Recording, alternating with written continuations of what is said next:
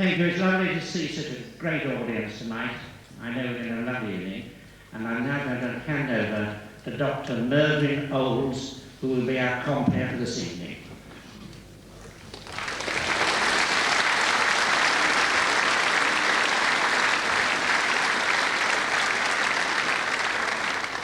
Ladies and gentlemen, thank you very much. Can I ask you please to put your hands together, if you will, and welcome our accompanist for the evening on the Hammond organ, Edward Goldsmith.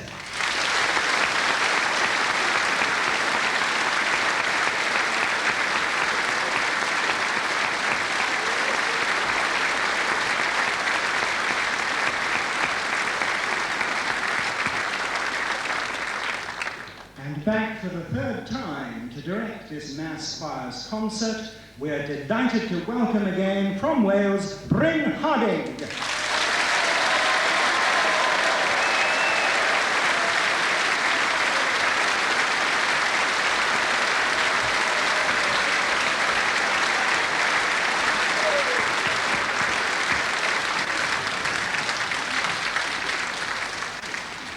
Bryn now directs these 1,000 Cornish voices in a piece, first of all, where they express musically the vision of 1,000 voices in a choir of God's choir.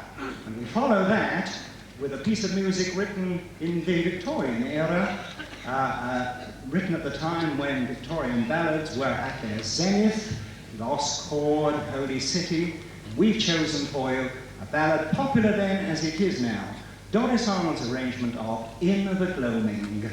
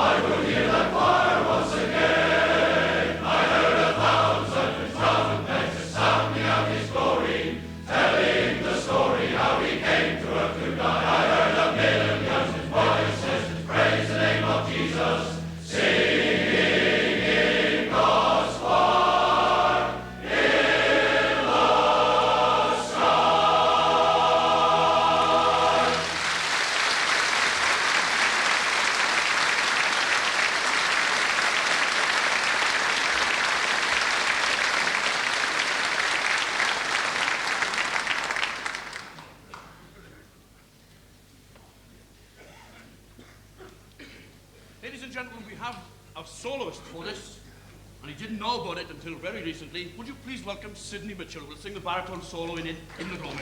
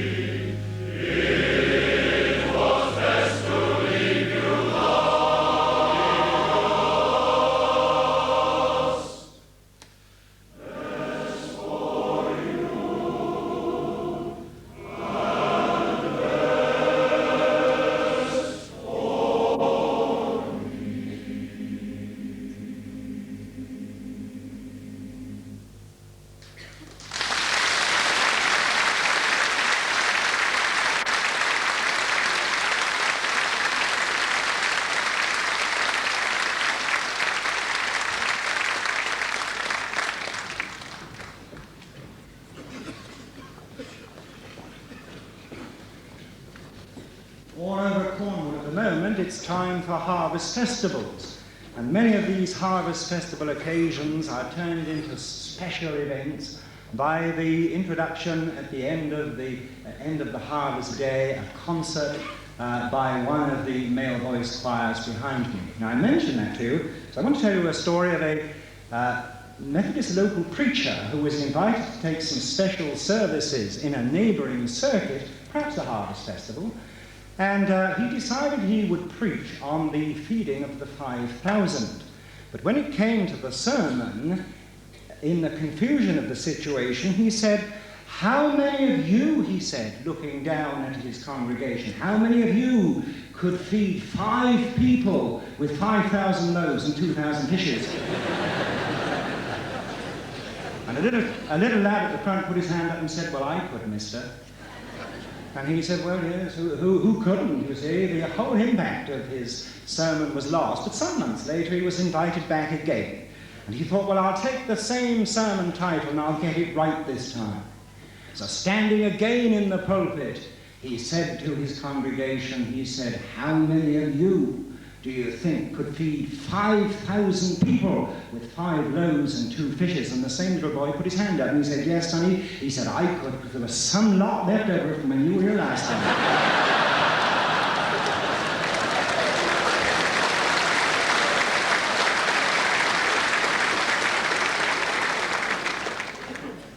And now it's my pleasure to introduce one of our first solo artists to this evening.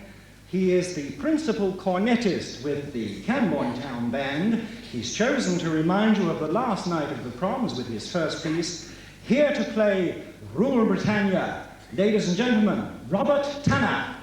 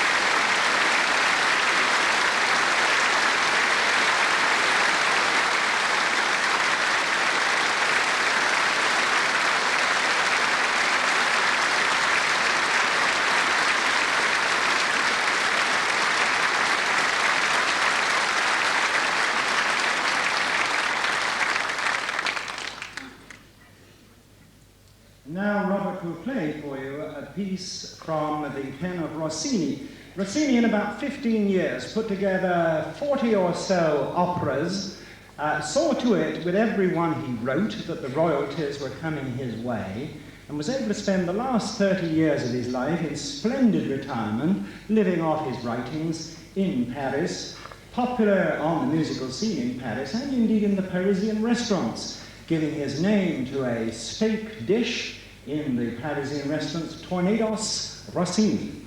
Tonight, Robert will play for you his composition, Una Voce.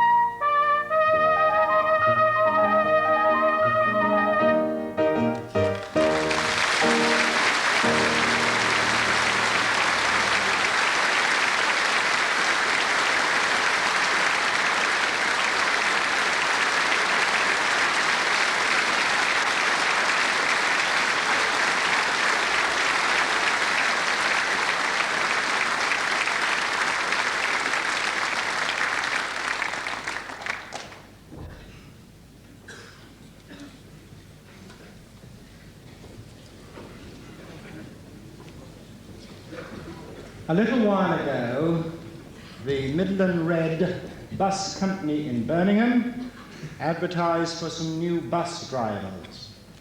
The only successful applicant was a Pakistani. He showed that he could handle the bus in any form of traffic, dropping people on and off at the fair stages to perfection. But having gone through all the rigours of the driving test to take a Midland Red vehicle through Birmingham, he turned up on his first morning to take the bus out. The inspector introduced him to the service vehicle and said, "There you are, that's your bus today." And he said, "But wait a minute," he said. "Wait a minute. That is a double-decker. That is 2 buses in 1. The inspector said, "No different to the vehicle you've trained on." He said, "Well, if there is upstairs and downstairs, who takes the... I want the conductor." So the inspector said, "I'll explain again." He said, 1 man-operated vehicles in Birmingham. You drive, you take the first. "Very well," he said. That is what he wanted. He hadn't been gone 20 minutes, and there was a police message back to the depot saying, "Would the inspector come down, please, because the double-decker bus was now through Tesco's window." So down the inspector went to find our Pakistani friend explaining vigorously to the police what had happened. And he overheard this. He said, it is nothing to do with me that the bus is now through the window. You cannot apportion any blame to me for the fact that this has happened, because when the bus went through the window, I was upstairs taking the fares."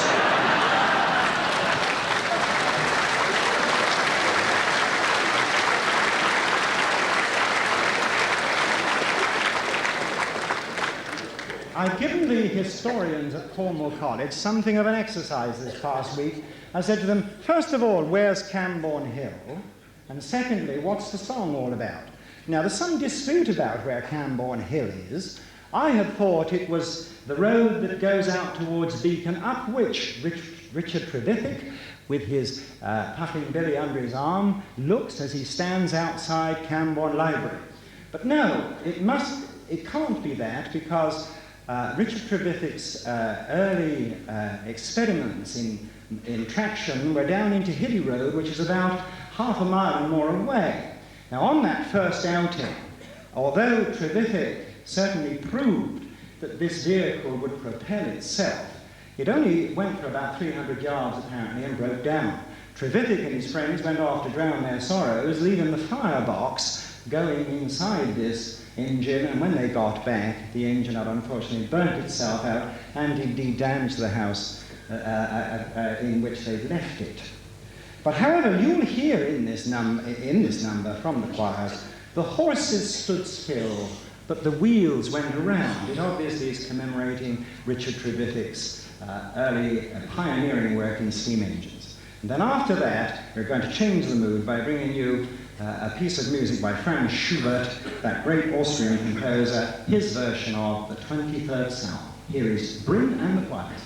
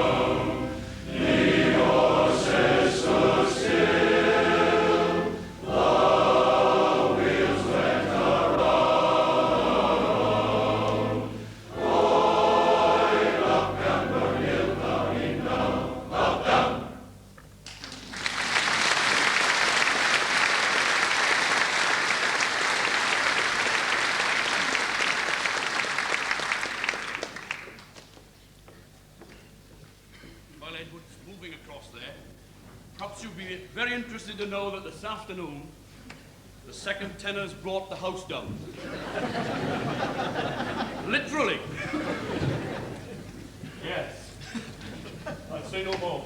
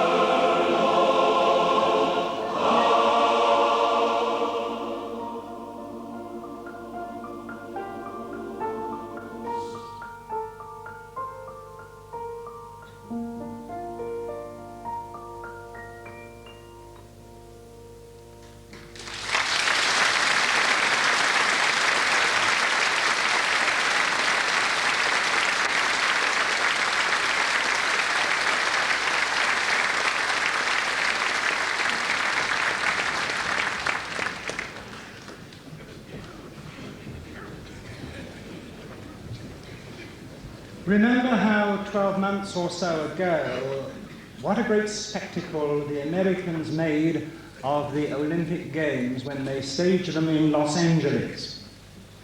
Stories told of an Englishman, a Scotsman and an Irishman who decided fairly late in the events that they'd like to go over and witness a few of these spectacles trackside, as it were. And they went over and made their way to the stadium at Los Angeles, only to be greeted by an American who said, well, there's no tickets on sale here today. This thing was booked out years ago. The only way the only people that can get in here now are those that are competitors. Well, the three men were disappointed, of course, at having made the journey all that far and not to get into the game, so they said, well, unfortunately, fellas, we shall have to fake it and go as competitors. So the Englishman came back to the gate again, this time with a manhole cover under his arm, and speaking to the fellow at the desk, he said, my name is Anderson, and looking at the manhole cover, he said, discus thrower. In you go, said the American. The Scotsman came along, he said, he was holding a great flagpole, and looking to the American at the desk, he said, MacDonald is the name, he said, pole vault. In you go. Murphy then came up with a roll of barbed wire under his arm, and he said, it's Murphy fencing.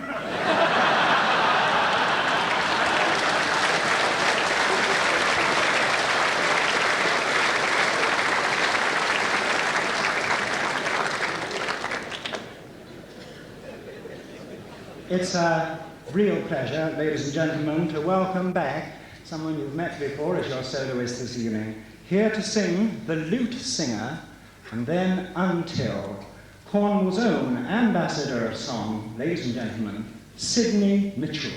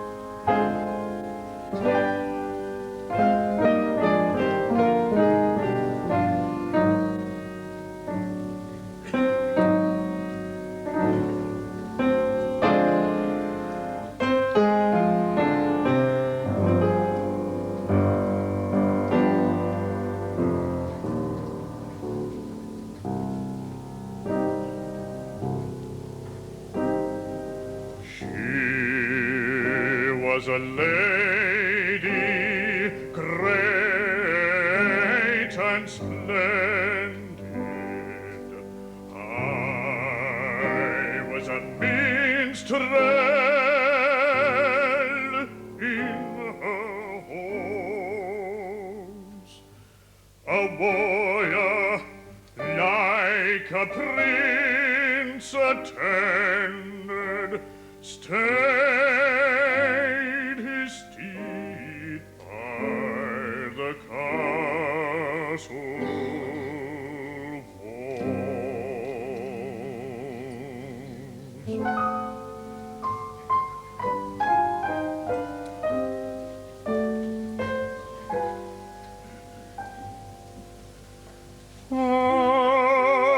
had he fared to gaze upon her, oh, rest thee now, Sir Knight, she said.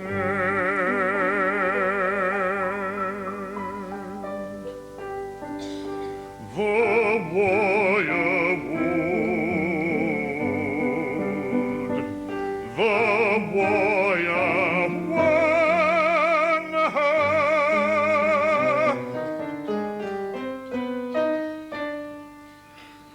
In time of snowdrops,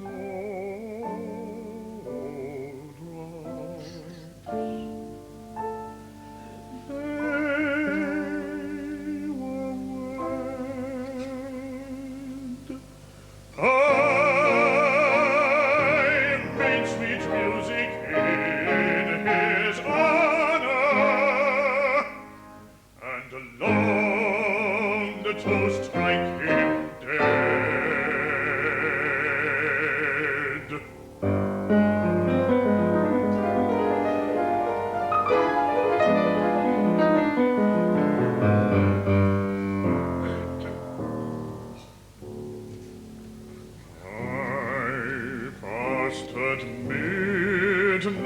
light from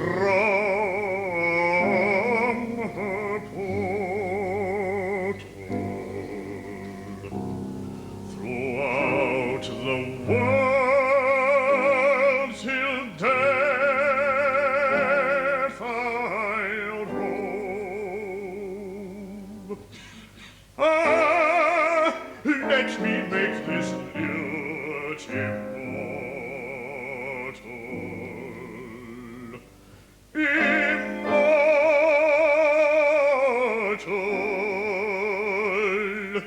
with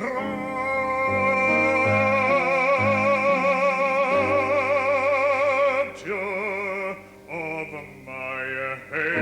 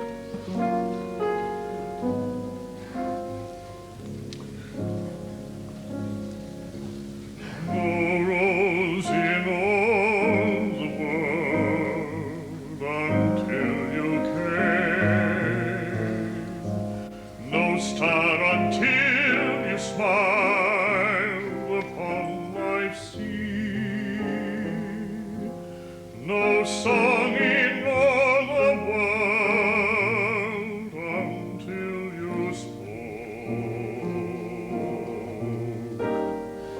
No hope until you gave your love to me.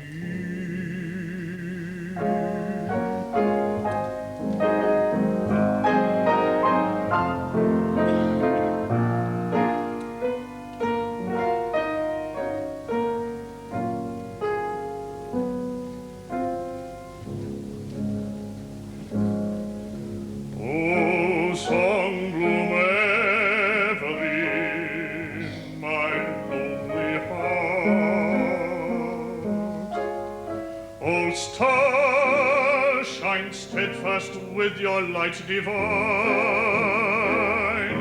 Ring out, O song, your melody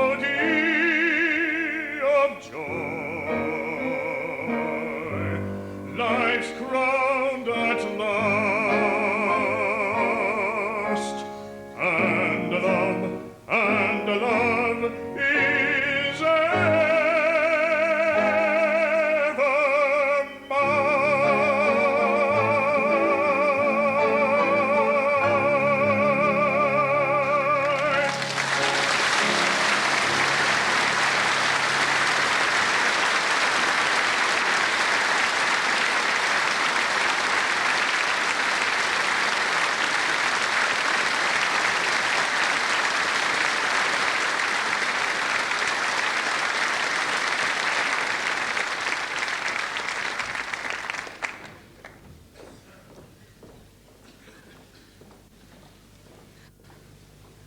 I think all these 1,000 voices behind me would agree on one thing, that an important person in the life of their in their lives as musicians is their musical director.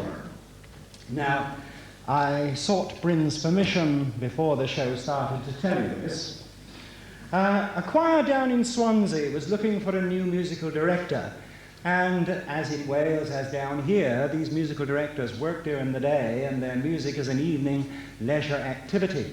3 candidates were shortlisted and the interviews were conducted from 7:30.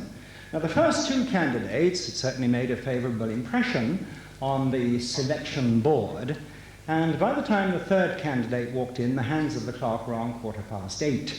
And he opened his remarks by saying to the chairman of the panel, he said, "Can I say," he said, "it's now 8:15. I must leave by 8:45, if you don't mind, because I have to get the 9 o'clock train back to Cardiff. It's the last service there is to Cardiff tonight, and I must get it." Chairman said, very well, we shall see to that for you." Now, he certainly had experience of conducting male voice choirs and mixed choirs, and as the interview went on, he said, "I think, he said, I could persuade Beethoven to write a special choral item for this choir, if I'm appointed, of course. And as for Schubert, well, he left a few things unfinished, but he wouldn't leave a work for this choir unfinished, I can assure you. And Mozart, well, Wolfgang, yes, one of my personal friends." Well, the hands of the clock were now moving towards 8:45, and the chairman of the interviewing panel said, "Well, very well, you can go. We'll let you know you are in time to get your train back to Cardiff." As he went out, Mr. Jones, over in the corner, who hadn't said very much up to now, he said, "We are not having that last bloke. We're not having him at all," he said. "I don't like some of the things he said." He said, "I don't want either to stand here and say he's a liar, but he is. We are not having him." He said, "Listen to the things he said." He said, "Everybody knows the last train from here at 9 o'clock goes to Carmarthen."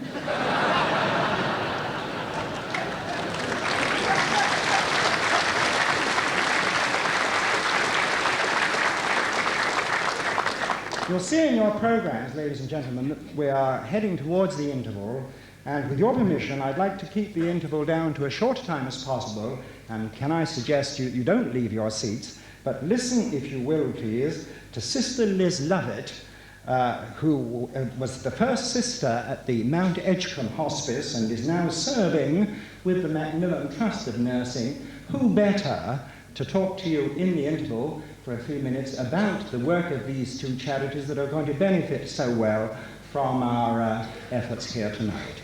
So that will follow the two items that you're now to hear. We're going to hear an arrangement by Mansell Thomas of a Welsh hymn by G.H. Jones. Mansell Thomas needs no introduction to the Welsh. For years he directed the BBC Welsh Orchestra and held up until the mid-60s that prestigious title of Director of Music in Wales. But before that, we're going up to the north of England for a composition by Handel Parker, Deep Harmony, arranged by Luther Greenwood.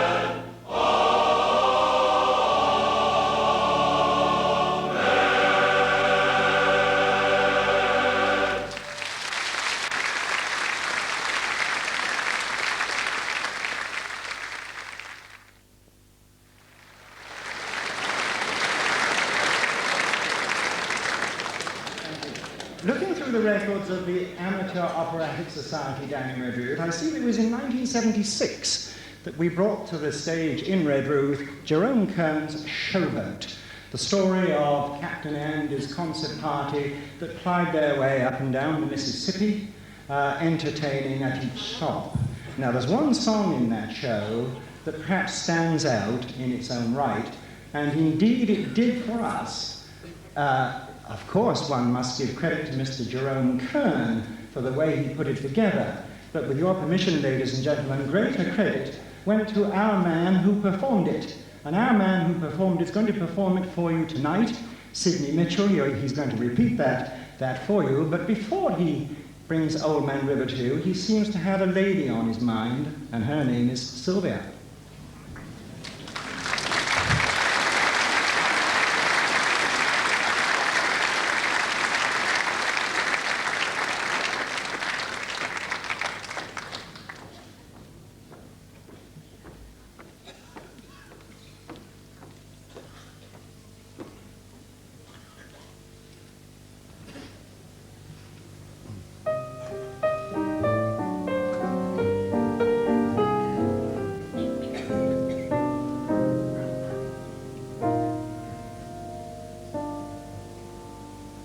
Sylvia's head is like the night, touched with glancing starry beams.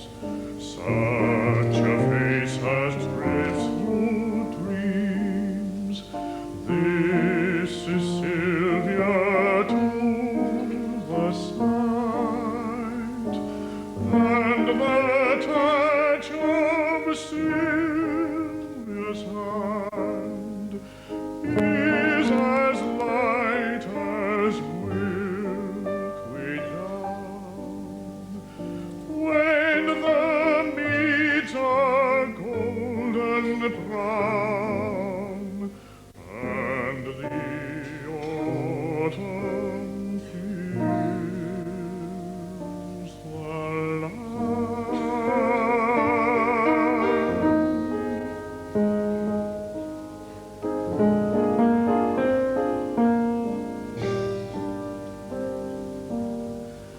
Sylvia, just the echoing of her voice brings back to me from the depths of memory all the loveliness of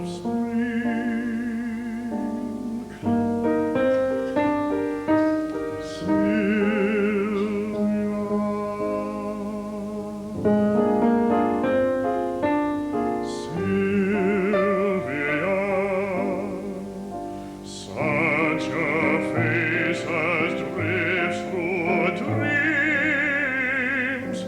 This is Sylvia to the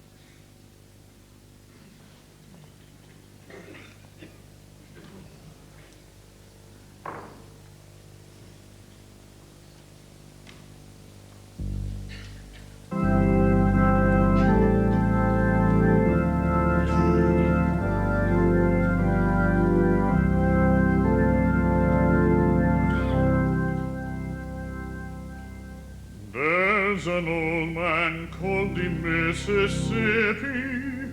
That's the old man that I long to be. What does he care if the world's got troubles?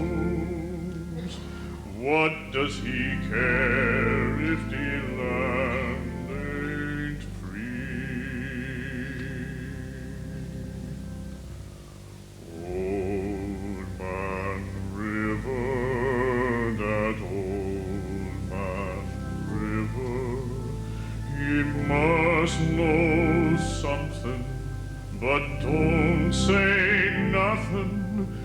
He just keeps rolling. He keeps on rolling along.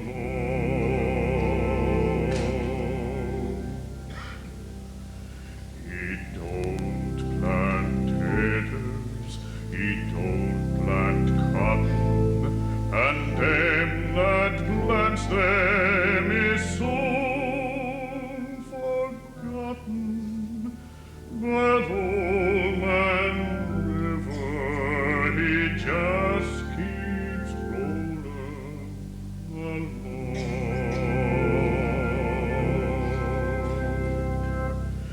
You and me, with sweat and strain, body all aching and racked with pain, tote that barge and lift that bale.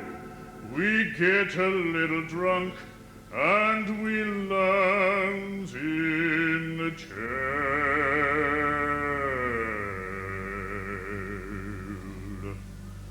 I get weary and sick of trying. I'm tired of living and I'm scared of dying.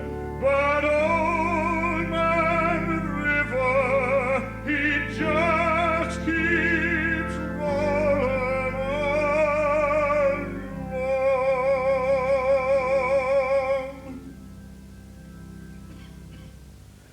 Niggers all work on the Mississippi. Niggers all work while the white folks play, pulling those boats from the dawn to sunset, getting no rest till the judgment day. Don't look up and don't look down, you don't just make the white boss frown. Bend your knees and bow your head and pull that rope until you're dead. Let me go away from the Mississippi, let me go away from the white man boss. Show me that stream called the River Jordan. That's the old stream that I long to cross.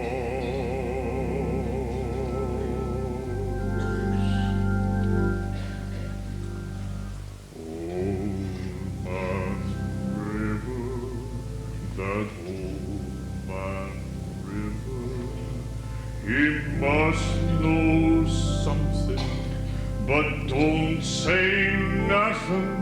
He just keeps rolling, he keeps on rolling along.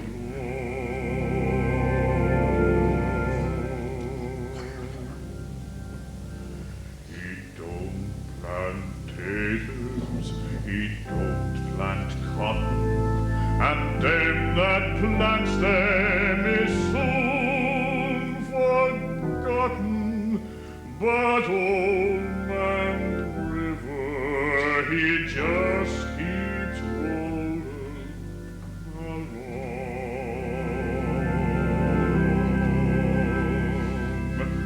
You and me with sweat and strain, body all aching and racked with pain, tote that barge and lift that bale.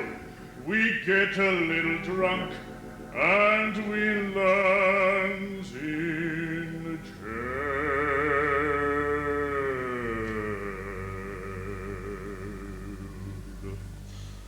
I get weary and sick of trying. I'm tired of living and I'm scared of dying. But old man River, he just keeps rolling along.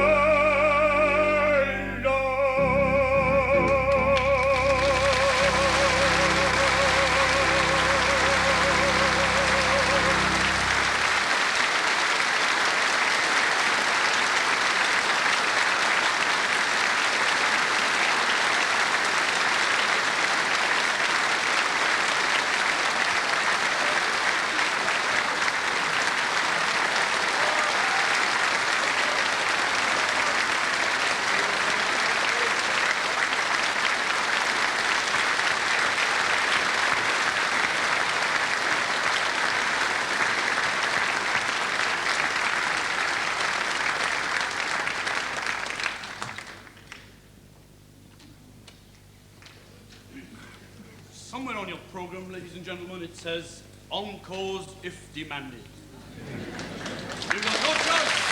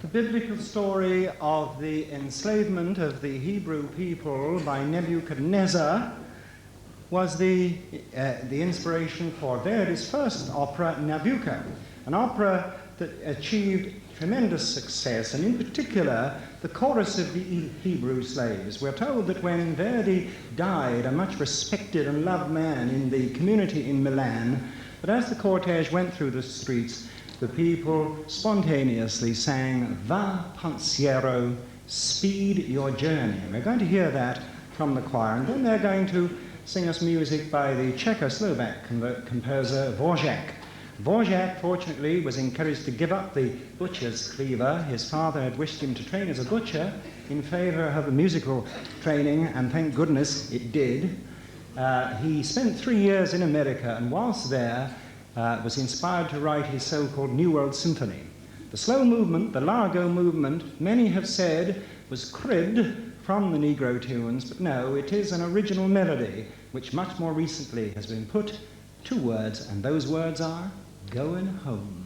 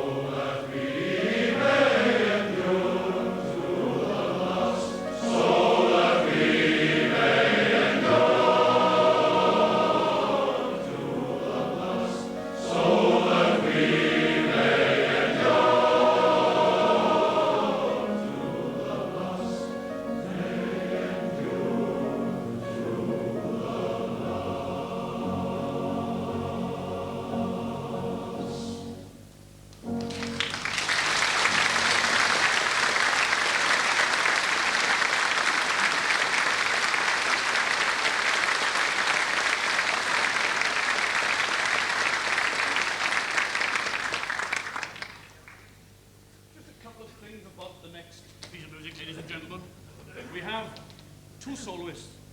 It's Brian Craig, I believe, tenor, and he's going to join Edward. We've got a tenor and a baritone. They're tucked in a corner there somewhere. They volunteered this afternoon. Thank you, lads.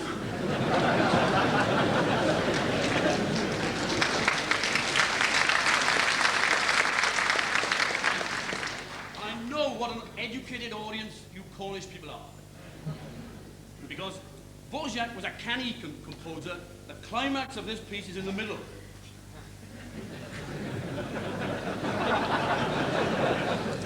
You know what I mean? And I would say 40 times out of 41, audiences applaud but you.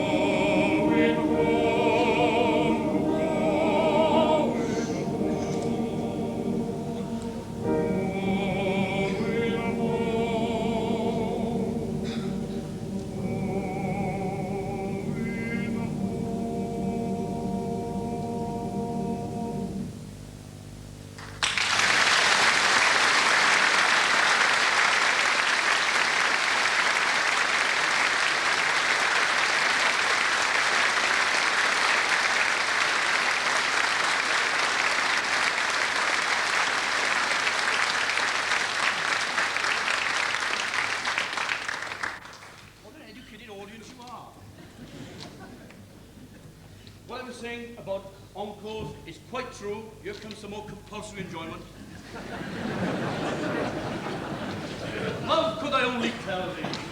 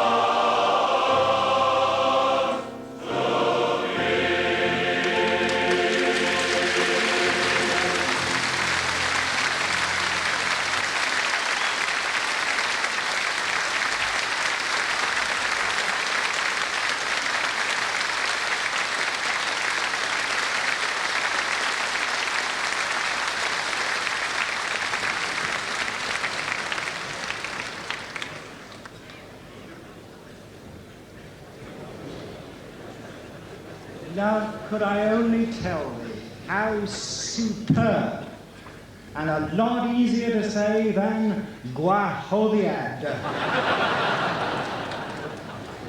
I was surprised to find out a few weeks ago that we have about 600 students in lodgings down at the Cornwall College. They come into lodgings because travelling across the county, and indeed outside the county, is too great a journey for them to undertake daily. So we have a number of lodging houses in the Camborne-Redwood area, and one boy was introduced into lodgings at the start of this September, and the first night he was there, the landlady gave him fish and chips. Nothing wrong with that. Second night she gave him fish pie. Wednesday night she gave him fish fingers. Thursday night she gave him fish cakes. Now as she was clearing the table up on Thursday night, she scat a knife on the floor. And picking the knife up, she said, "Oh," she said, "I'm going to see a stranger." The boy said, "Yes, I hope it's your butcher."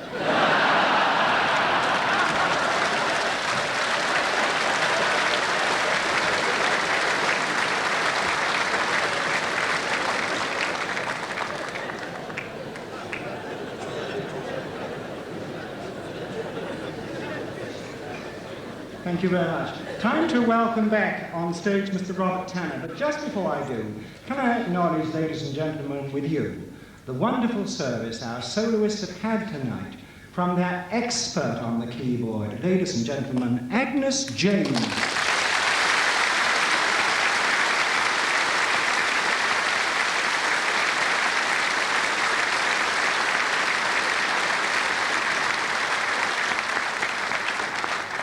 Fairly warm in here tonight, but Robert's going to keep it warm. He's taking us to the southern shores of Italy for Herman Bellstrat's Napoli.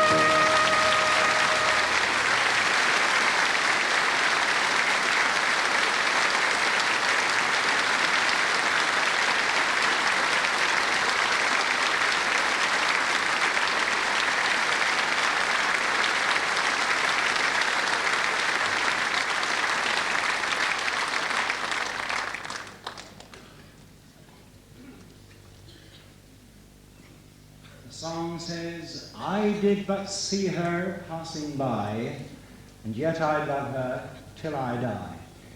The music is Edward Purcell. The song you well recognize, friends, is Passing By, and Robert will make that his cornet solo for you now.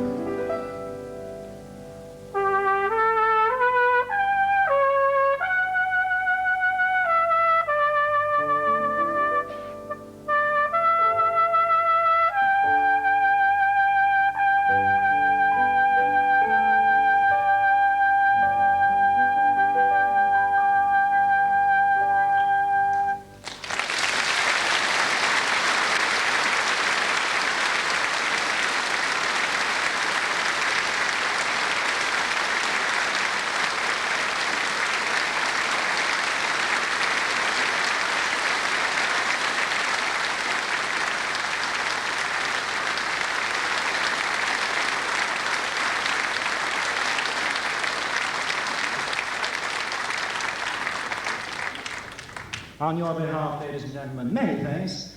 Robert would love to play for you now Schubert's Serenade.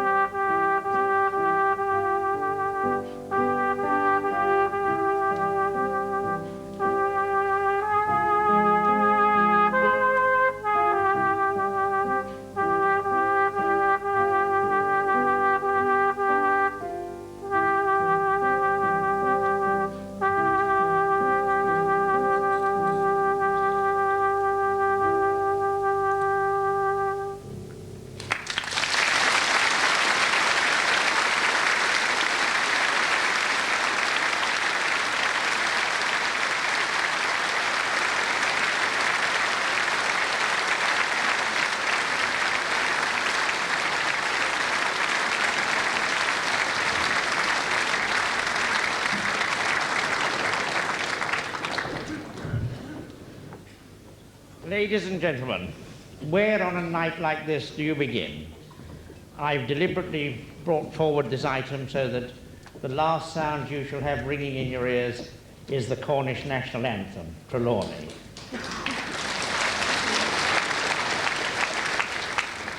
But there are one or two people I must thank. Where one begins, I don't know. But I'm going to begin on the note that this concert was held, which was to support the Mount Edgecombe Hospice and the Macmillan Ancillary Nursing Service. And I would, on your behalf, like to thank Sister Liz Lovett for her work, which we all know about, and all the others throughout the county, nurses and doctors who care for the sick and the suffering.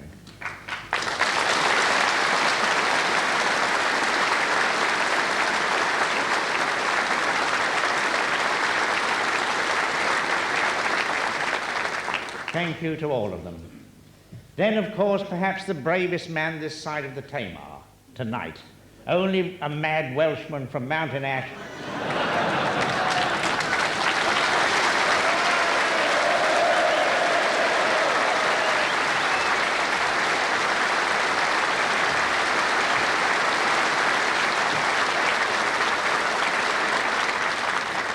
Would dare to stand... It's not Mountain Ash I'm carrying on about. But we are tremendously grateful to you, Bryn. This is the third time he's been here. In fact, there's talk of making him an honorary member of the Federation. I don't know quite how well that'll go down, but we're thinking about it. But thanks awfully, Bryn, for everything you've done. He does it so willingly. He's already been down to Cornwall twice for rehearsals. But he'll come again, don't worry. Thanks awfully, Bryn, anyway, for all you've done. Who's this man Towski, anyway?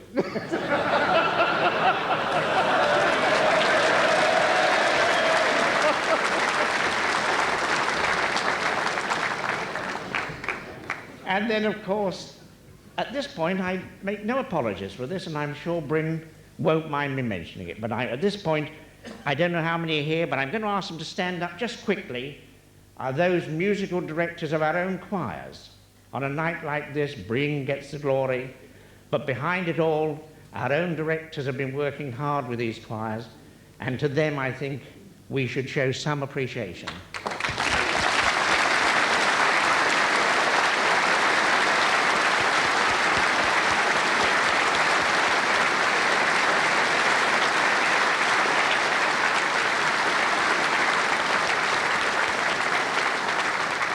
Thank you, ladies and gentlemen. Then, of course, to our official accompanist tonight,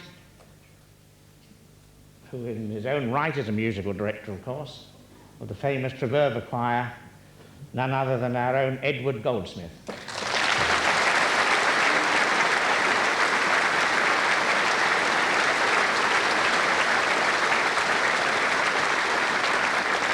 And what about our soloists? We thought when we first talked about this concert of bringing in one of our international stars, you name them, we've got them. But instead we said, no, we'll save the money. Really, Cornish? But what a saving. Our soloists tonight haven't charged 1 penny. They've given their services freely, and if I may say so, every bit as well as any international star that we've had.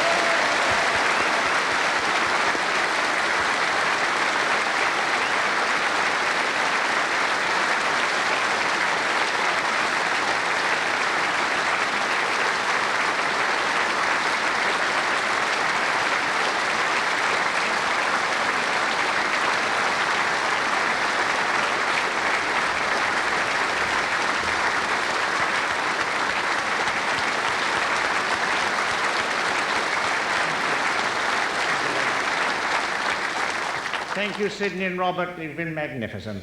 And also, of course, to Agnes Jane, Sidney's accompanist.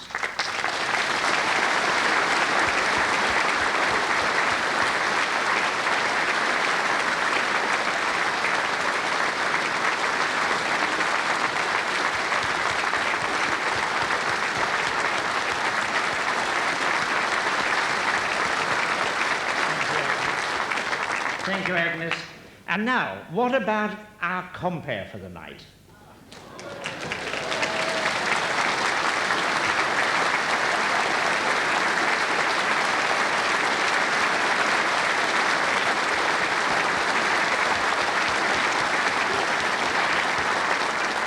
a linguist, you noticed. He spoke Pakistani, Indian, but he did learn some Welsh tonight, I must say.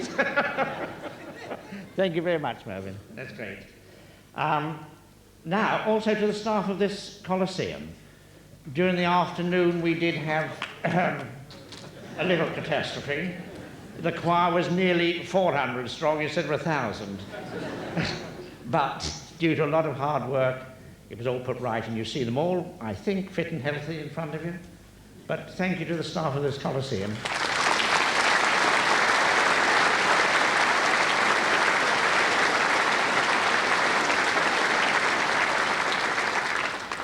There's a whole list in your programme which you can read for yourself that we're very grateful to. One I will just mention, Tottles of Launson, or Lanson as my friend tells me, who brought the organ down. In fact, I think the gentleman who brought it down also paid for his ticket to come in tonight. So, thank you, sir.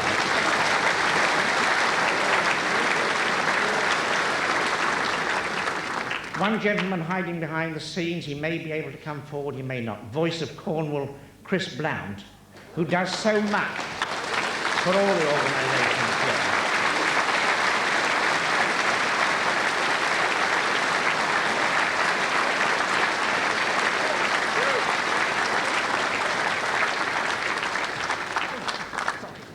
Thank you, Chris, for everything. He does so much for all the male voice and brass bands. We do appreciate it. I've only got one or two left. Now, what about this choir? They're a magnificent crowd of fellows.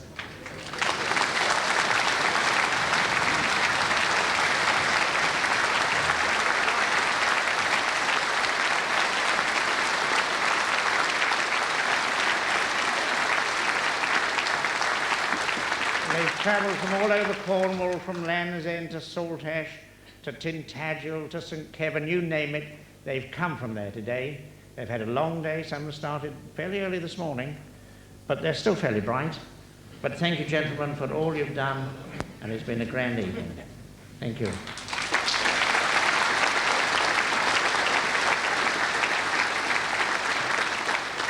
Names are invidious, but I must just mention one or two.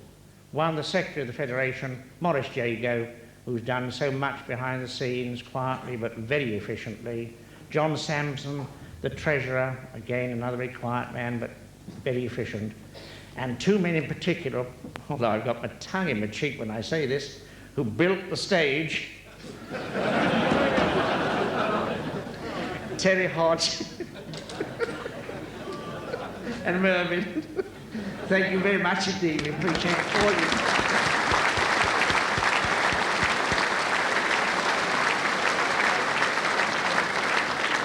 And, gentlemen of the choir, what about this audience? No concert is complete.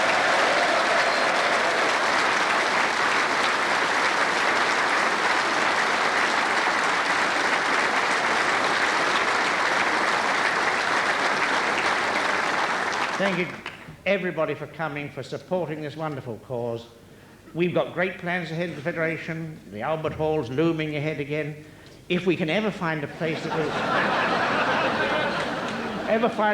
will take both the Welsh Federation and the Cornish Federation, Cardiff Arms Park or Wembley Stadium, we'll see you there, Glenn. Anyway, thank you all for coming, and a safe journey home. Thank you.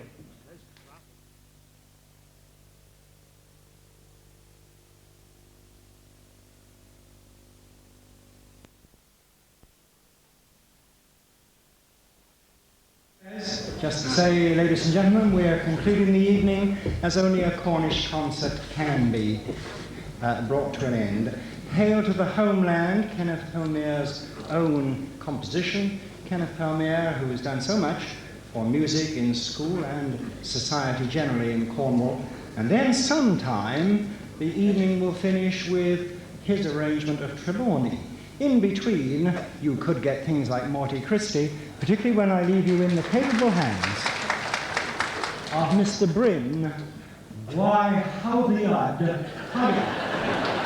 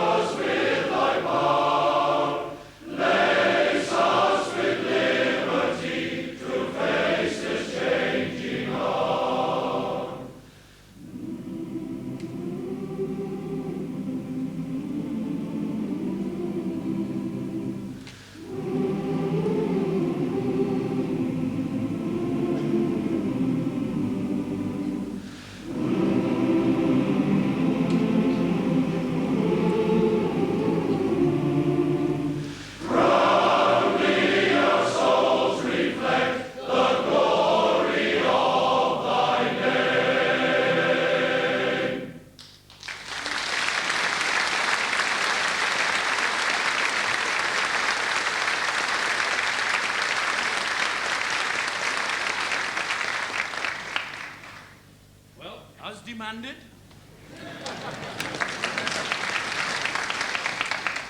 Monty Christie.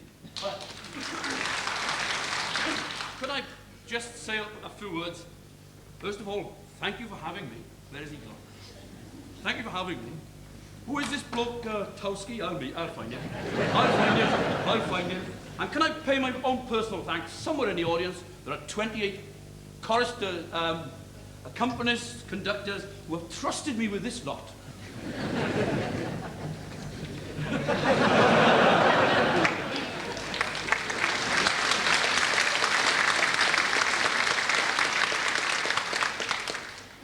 When I asked first, I said there must be a conductor of the 28 who is capable of standing up here and doing it.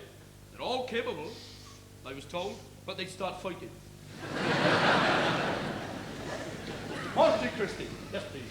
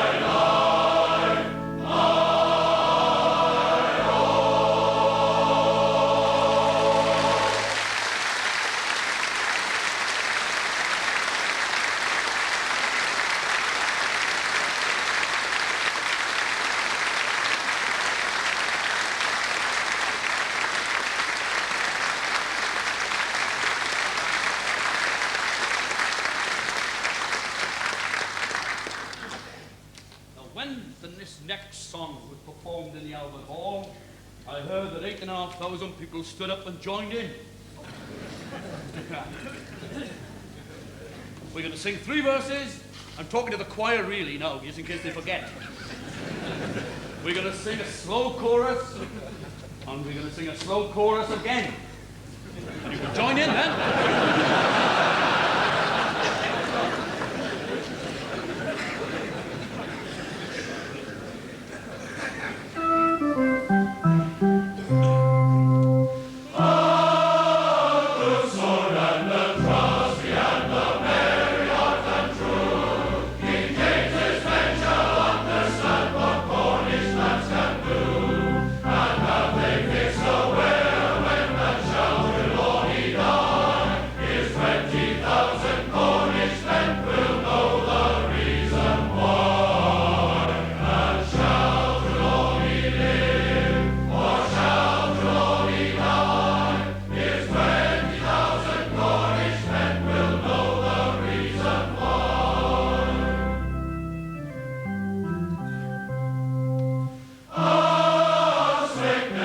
Captain